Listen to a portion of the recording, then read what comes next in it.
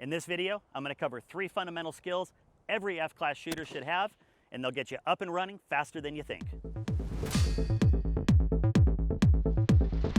I'm F-class John for Ultimate Reloader. I'm here with Gavin, and we're going to give him 3 simple skill sets that'll jumpstart his F-class shooting.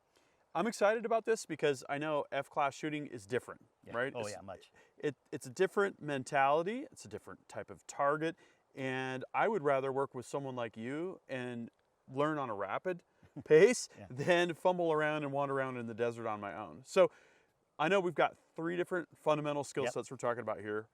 What are they? First skill set, setting up your gear. How do we get our rest, our rifle, our bag, everything in position so that every time we shoot, it's exactly the same? This is going to be a lot different than positional shooting where you don't know what you're going to be doing. Yeah. Every match I go to, everything's exactly the same. Very important skill set to learn.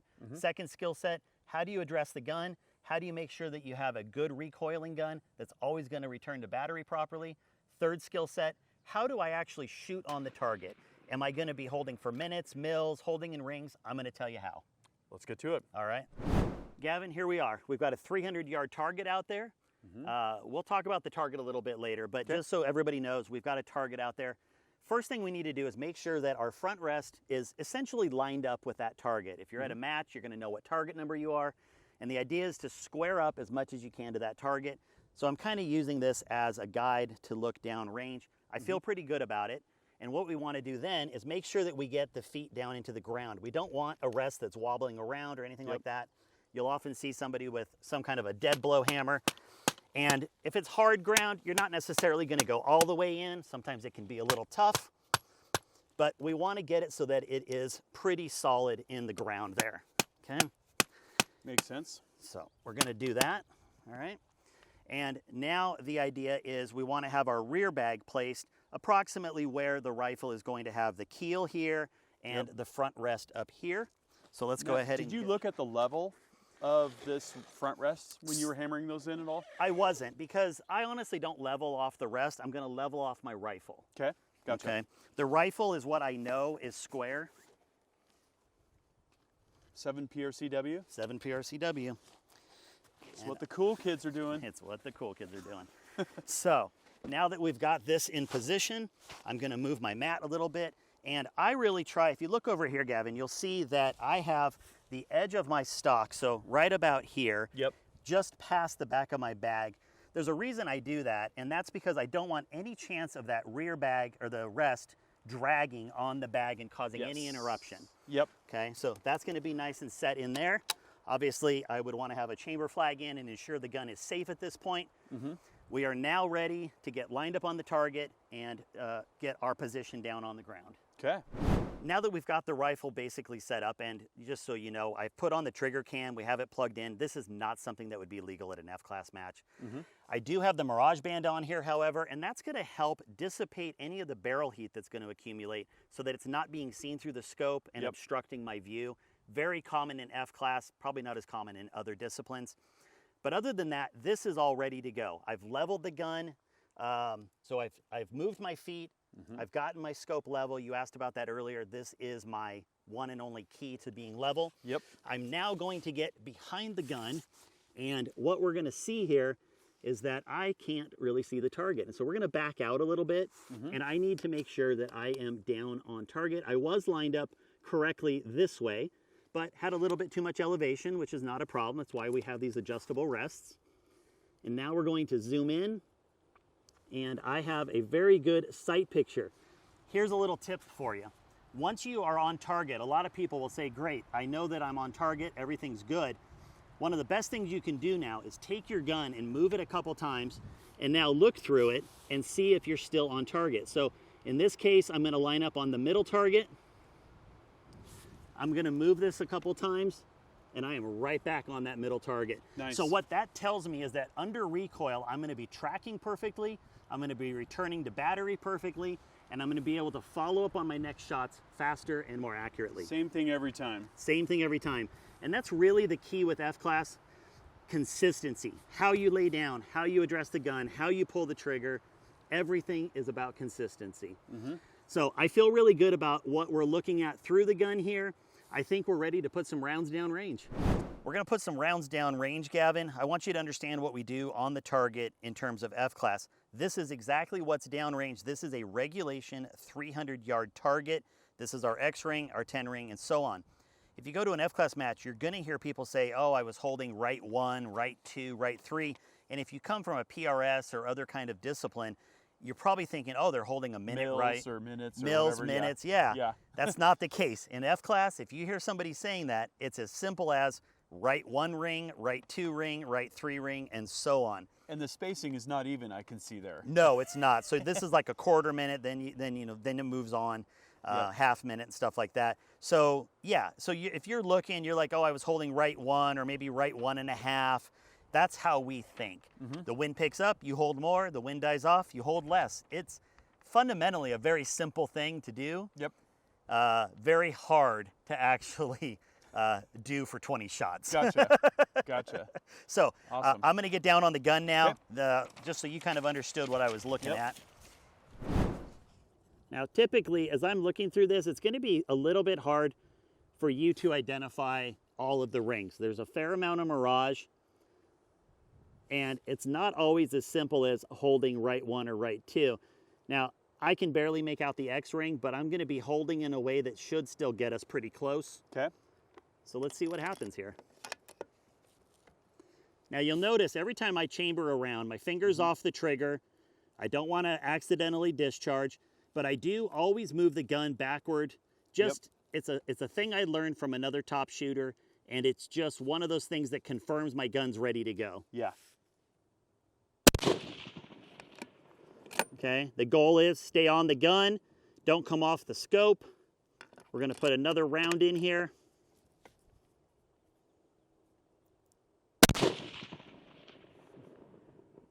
Okay, now this is a fairly new load. I'm gonna make a quick adjustment here because I can see my impacts.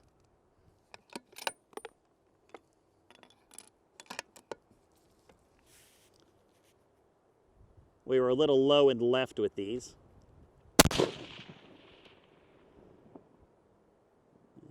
And that one looks like it's probably in there.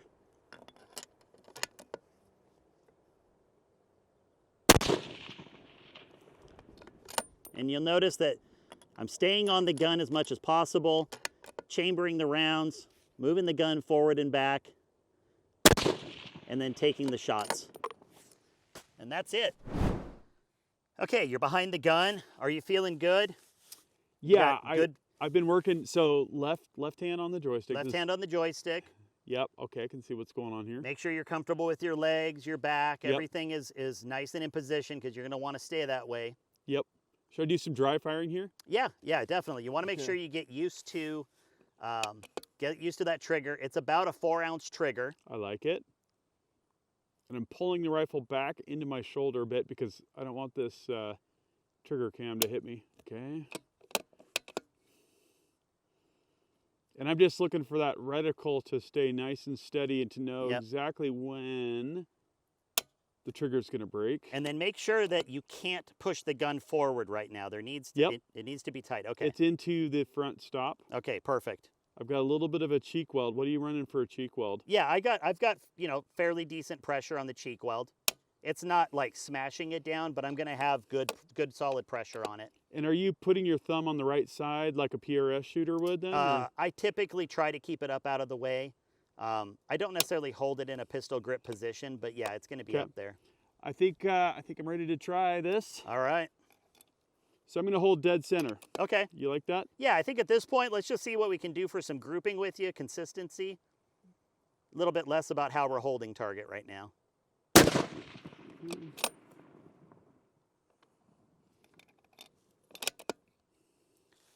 Make sure you get the gun forward, back into battery every time. Got that. Okay. That joystick is really cool. It'll spoil you. Oh, yeah.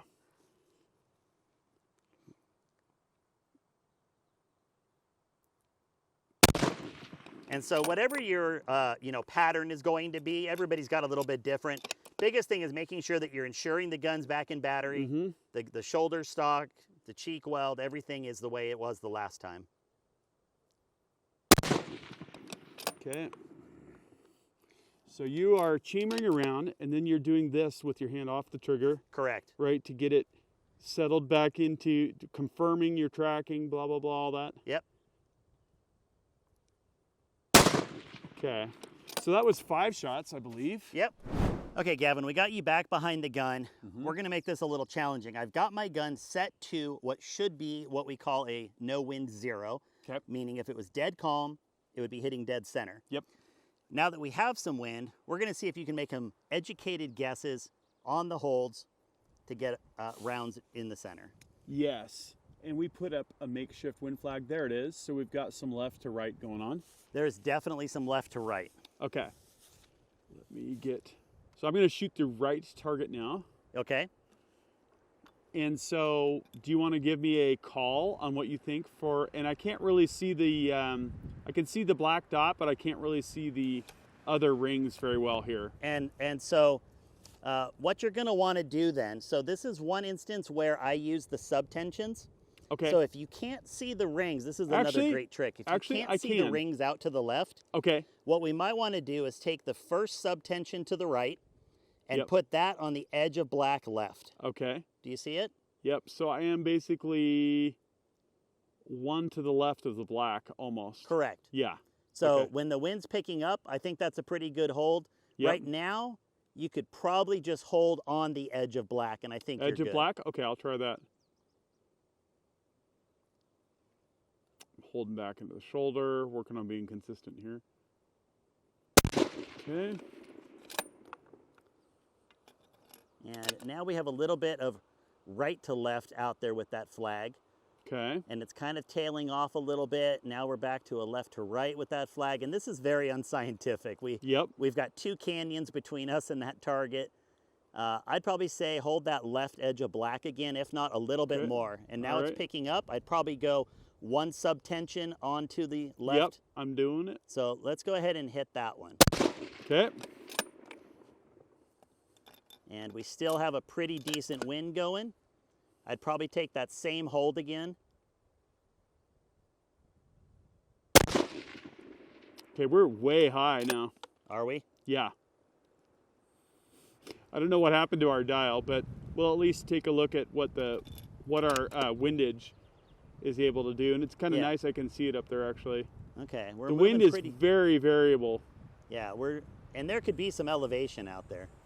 So we've got definitely some left to right. I'm just going to take a guess here. I'm going to say go 2 subtensions onto the left black. That was probably a little left from where we want to be. Okay. So I'm going to take it back to 1. Okay.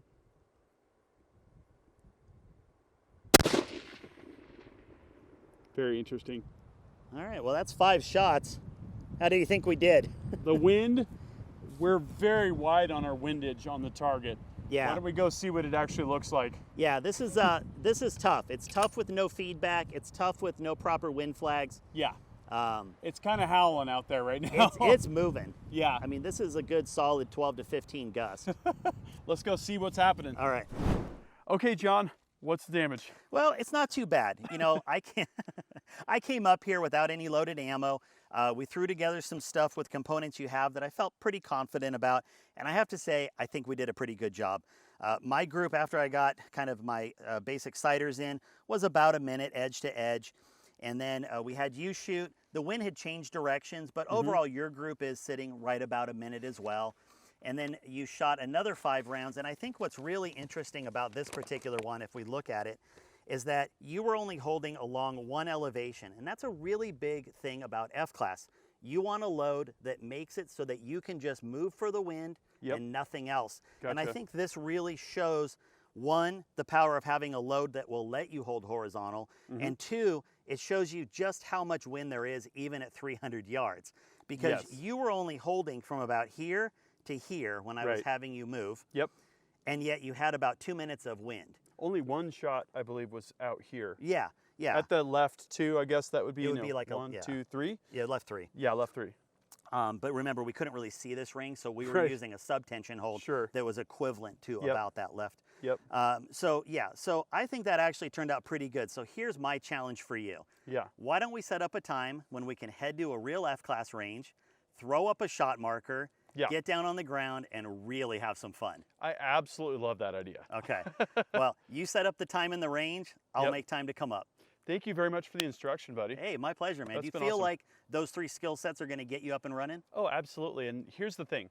I got behind your rifle and I got behind that seb rest, and the rifle tracked perfectly. It didn't move at all under recoil, right? It just felt like it was coming straight back. I was watching through the scope. So trigger was crisp and predictable. The rifle track's excellent. Nothing is moving around. So with regard to the rifle and the setup, you know, prior to the actual shooting part, all good. I do think we need to get to a real F-class range and work with a load that you've dialed into perfection, and then really focus on like what you're talking about, that left to right. And maybe that'll put me in a good position to actually go to a match. Heck yeah, we got to get you out there, man. Okay. So if you guys want to know more about what F-class John is doing, there's going to be a link down there in the video description, which has a bunch of great content. I appreciate you coming here on the channel. I'm excited about the work that you're going to do. This is fun. Yeah, it's awesome. That concludes this video, and that means it's time to wrap it up. I hope you enjoyed this video. If you're watching Ultimate Reloader on TV and want to take advantage of free resources, exclusives, and hot deals, just hold your camera phone up to the QR code, tap on the link, fill out the information, boom, you're getting Ultimate Reloader emails. Don't forget to like and subscribe. Also, we're on Facebook, YouTube, Rumble, where we've got unrestricted content, and Instagram. Make sure to follow us on all those channels. Ultimate Reloader also has a commercial solutions division serving law enforcement, the military, and the gun industry. We have some unique capabilities, including a comprehensive suite of recoil testing and evaluation capabilities, trigger profiling, and more. Thanks again for watching.